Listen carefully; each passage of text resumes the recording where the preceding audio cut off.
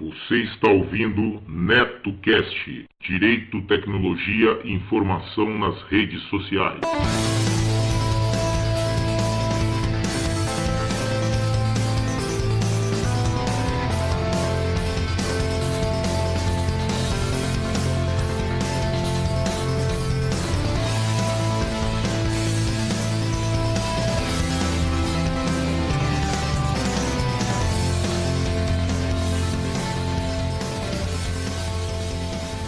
Salve, salve galera, bem-vindos a mais um episódio do NetoCast.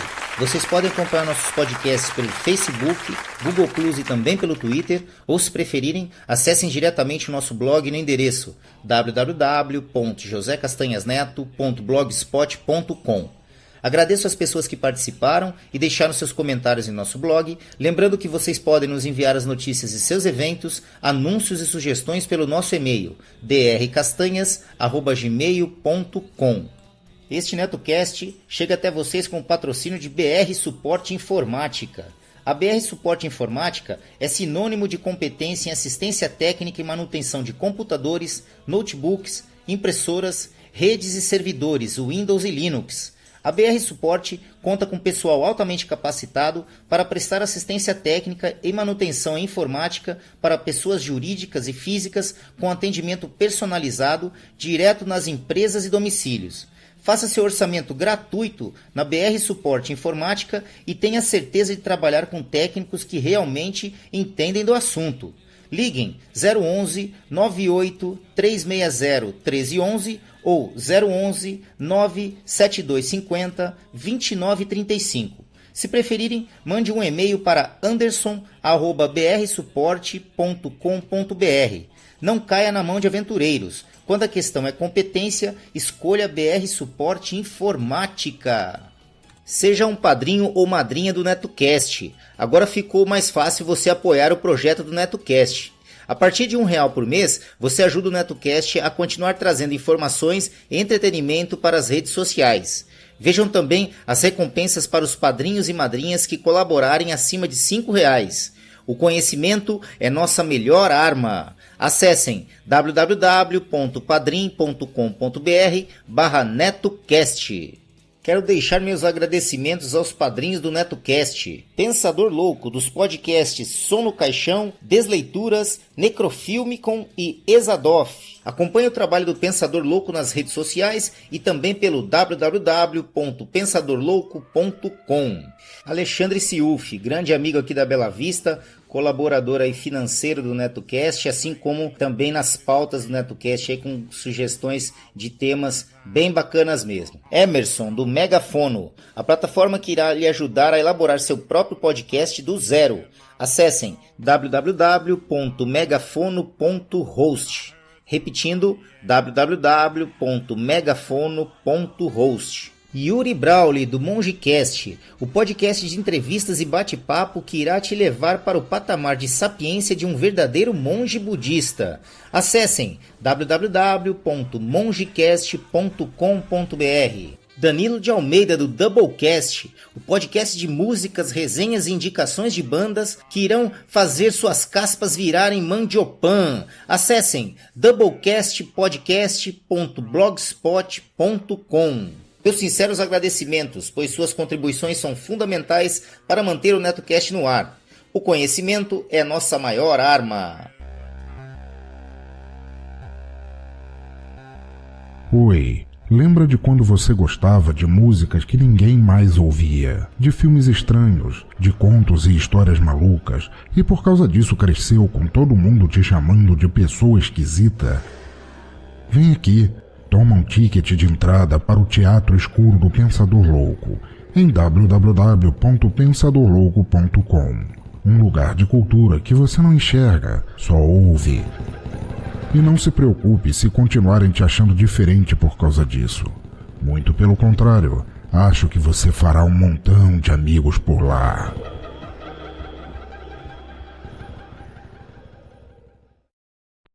Curiosidades. Quem foi o primeiro serial killer e pedófilo registrado na história? Fonte: BBC. O Barão Gilles de Rais passou de herói da Guerra dos 100 Anos, em que lutou ao lado de Joana d'Arc, A personificação do mal na França. Já ouviu falar do conto Barba Azul, em que uma jovem descobre que seu marido esconde cadáveres de suas esposas anteriores em um armário? Em uma região no nordeste da França, essa história está vinculada a de um assassino conhecido como Gilles de Rais, que viveu ali no século XV, 200 anos antes que Charles Perrault escrevesse a história de Barba Azul, que já fazia parte da tradição oral da região. Mas a história real e o conto têm notáveis diferenças. Uma é o final feliz do conto de Perrault: a jovem consegue escapar das garras do marido tirano. Outra é que os crimes do nobre assassino do século XV eram ainda mais aterrorizantes que os do conto. Tanto que os crimes de Nero e dos tiranos da Lombardia não são nada em comparação, afirma o historiador Jules Michelet, 1798 a 1874, no livro História da França. Seria necessário incluir os sacrifícios dos deuses que devoram as crianças para se comparar aos crimes cometidos pelo Barba Azul da vida real, diz Michelet. De herói a vilão.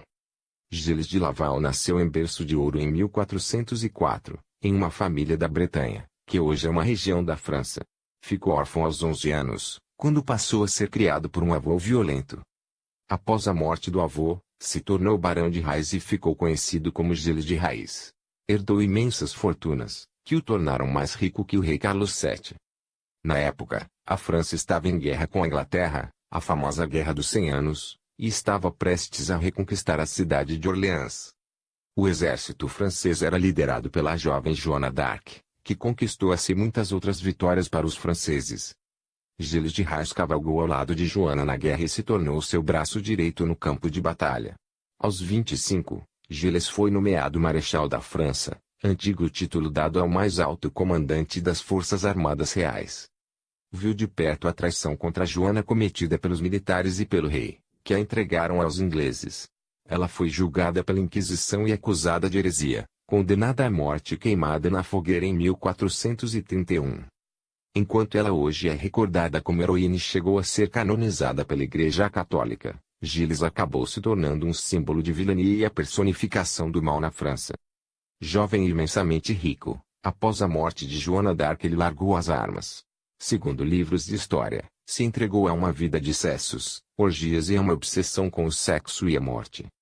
Gastou boa parte de sua fortuna com a construção da Capela dos Santos Inocentes e com a produção de um espetáculo de teatro grandioso chamado O Mistério do Cerco de Orleans, em que recontava a batalha da qual havia participado com Joana d'Arc. A peça tinha 140 atores e 500 figurantes, e 600 peças de figurino foram feitas para cada uma das apresentações. A capela contava com um corpo eclesiástico de 80 pessoas, que incluía um coro particular.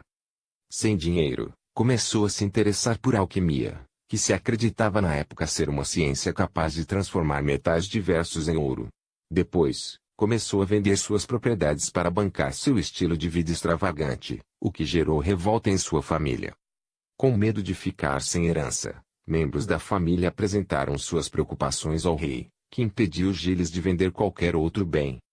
E foi então também que outros nobres, como o Duque da Bretanha, viram a oportunidade de tirar dele o que pudessem. Seus crimes, que possivelmente eram conhecidos pela aristocracia há anos, começaram a ser investigados e julgados. Em setembro de 1440, Gilles de Rais foi acusado de assassinato, bruxaria e sodomia. Foi julgado por um tribunal eclesiástico e civil, e condenado à morte na forca. Atrocidades. No julgamento, as descrições de seus atos continham detalhes terríveis. De acordo com testemunhas ouvidas no tribunal, cada vez que o barão de Rais visitava alguma de suas propriedades, crianças da região desapareciam. Foi dito que Gilles de Rais empregava uma mulher que persuadia as crianças a entrar no castelo. O que se passava por trás das portas aparece no registro do julgamento, em uma confissão de um de seus servos. Às vezes ele cortava as cabeças, às vezes somente a garganta, e em outras ocasiões ele quebrava o pescoço com golpes. Depois que as veias eram cortadas, de modo que elas definhavam enquanto seu sangue era derramado, Gilles às vezes se sentava na barriga das crianças e sentia prazer. Inclinando-se sobre elas, as via morrer. Outros textos relatam que ele mantinha relações sexuais com os cadáveres das crianças enquanto ainda estavam quentes. Os serventes também o acusavam de fazer coisas com o diabo. As confissões dos servos, no entanto, foram feitas sob a bárbara tortura medieval. Gilles também foi levado à câmara de tortura e amarrado, mas acabou confessando antes de chegar a ser de fato torturado. Nos documentos sobre o julgamento, está escrito: Gilles de Rais falou aberta e voluntariamente a todos os presentes e confessou que, devido ao ardor e prazer ao satisfazer seus desejos carnais, havia matado um grande número de crianças. Às vezes, as havia submetido a vários tipos de tortura. Cometeu vícios sodomíticos com elas quando estavam agonizando e sentia prazer beijando crianças que estavam mortas e julgando qual delas tinha a cabeça mais bonita. Depois, fazia que seus empregados levassem os corpos e os queimassem até que virassem cinzas. Os documentos têm descrições ainda mais repugnantes e macabras do que essas. Calcula-se que ele matou entre 80 e 200 crianças, de 6 a 18 anos, a maioria, meninos. Gilles de Rais pediu que sua confissão fosse publicada em francês, para que o povo pudesse entender, em vez do latim que normalmente era usado nas cortes. A igreja o havia ameaçado com excomunhão e condenação à eternidade no inferno, a menos que confessasse. O veredito final foi a condenação à morte na forca e posterior queima de seu corpo na fogueira. Dúvidas. Apesar de a condenação ter sido feita com base em inúmeras declarações de testemunhas, há quem duvide do julgamento e considere o barão uma vítima injusta da Inquisição. É o caso dos biógrafos Fernand Fleury e Jean-Pierre Bayard e do escritor da década de 1920 Salomon Renache, entre outros. Eles apontam que a confissão dos empregados do barão foi obtida sob tortura, e a de Gilles, sob ameaça. Em 1992, foi criado um tribunal, não oficial, que se reuniu no Salão Dourado do Palácio de Luxemburgo, em Paris, para reavaliar o julgamento de Gilles de Rais. Foi argumentado que Gilles poderia ser uma vítima da Inquisição e não ter matado nenhuma criança.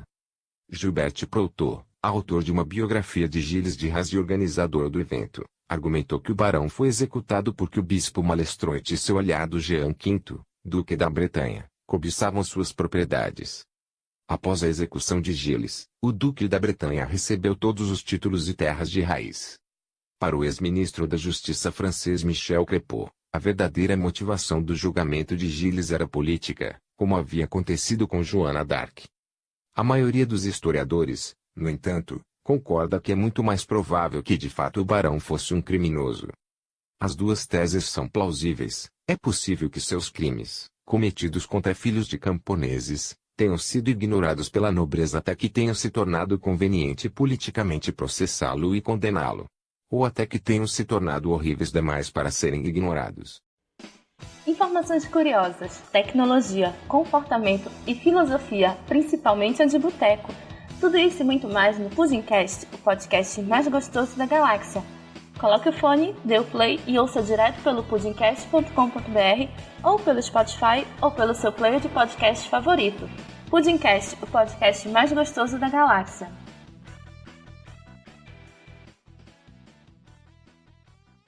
Você que tem o aplicativo PicPay instalado em seu smartphone, agora também pode realizar suas contribuições diretamente pelo aplicativo.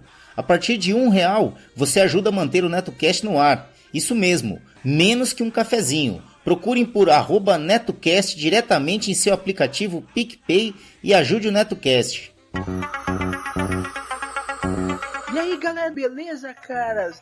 Aqui sou eu, Cláudio Dragão Dourado, junto com Maverick, o velho, e a Liv Cat, a chata. E a gente tá aqui para apresentar para vocês o Omega Cast, um podcast maluco, informativo e nerd por natureza. Não, um podcast onde a diversão e o entretenimento são levados ao limite. Então não deixe levar o seu ego e ouça a gente. E você pode nos acessar no omegastation.com.br.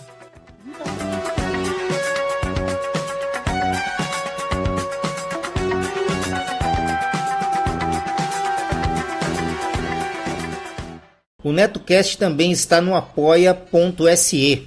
Apoie o nosso projeto a partir de R$1 por mês acessando apoia.se/NetoCast. Veja também as recompensas para os apoiadores que nos ajudarem a partir de R$5 por mês. apoia.se/NetoCast.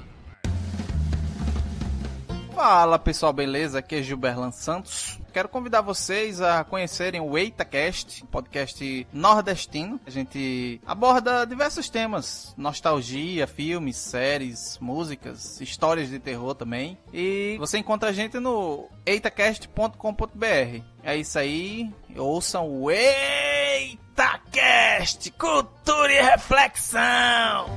Valeu!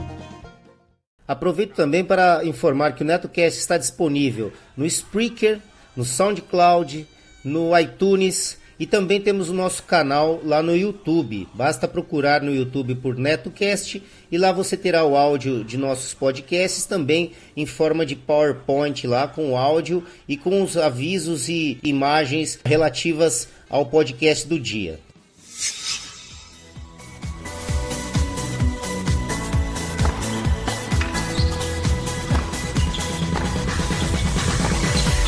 Tenistas em Ação. Uma sacada de podcast.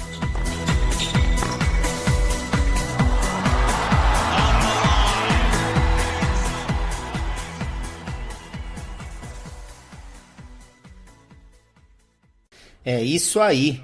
Gostaram do episódio de hoje? Então acessem www.josecastanhasneto.blogspot.com. Lá vocês verão a aba de contribuições para que possam ajudar o projeto do NetoCast a se manter no ar. Façam como a Renata de Recife, Paulo de Fortaleza, Reginaldo de Curitiba e outros. Seja um patrono do NetoCast e ouça nossos agradecimentos nos boletins especiais aos colaboradores.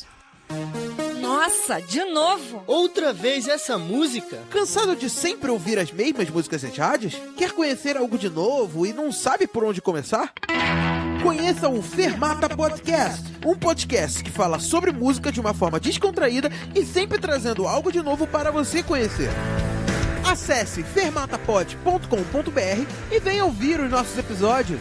Fermata Podcast, música com um toque a mais. Bom, é isso, galera. Quem tiver interesse em anunciar aqui no NetoCast, basta nos enviar um e-mail para drcastanhas@gmail.com que remeteremos as quantidades de anúncios e os valores. Vamos ficando por aqui. Eu sei, galera, eu sei. Amanhã tem mais. Não esqueçam de seguir o nosso blog www.josecastanhasneto.blogspot.com e curtir a nossa página no Facebook www.facebook.com/netocast podcast, tudo minúsculo e emendado. Ou se preferirem, acessem diretamente a barra de pesquisa lá do Facebook, procurem lá NetoCast, tudo em maiúsculo. Assim que vocês visualizarem nosso alto-falantezinho branco e vermelho, acessem a página, dêem um curtir e ajudem o nosso programa. Além das redes sociais, Facebook, Twitter, Google Plus e YouTube, o NetoCast também está disponível no Spreaker, Spotify, iTunes, nos agregadores para Android e aplicativo podcast para iPhone e iPad. Basta procurar por NetoCast nestas plataformas, assinar e acompanhar gratuitamente nossos episódios. É isso. Um abraço a todos e até o próximo episódio do NetoCast. Fui! Todas as faixas musicais utilizadas neste podcast, seja como fundo musical ou encerramento, possuem licença Creative Commons ou Royalty Free, sendo que as fontes e seus links estão relacionadas no post.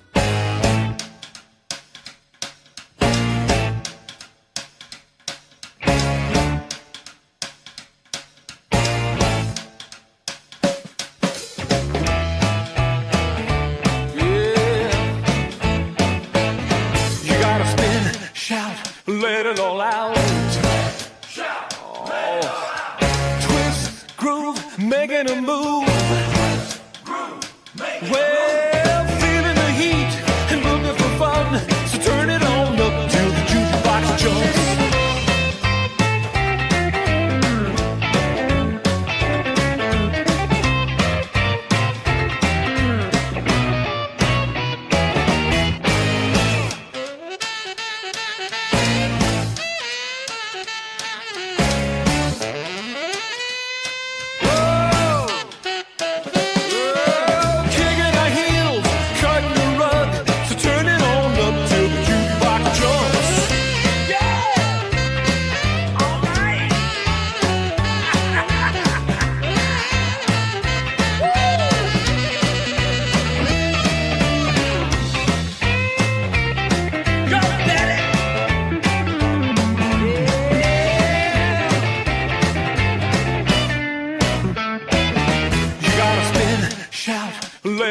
out.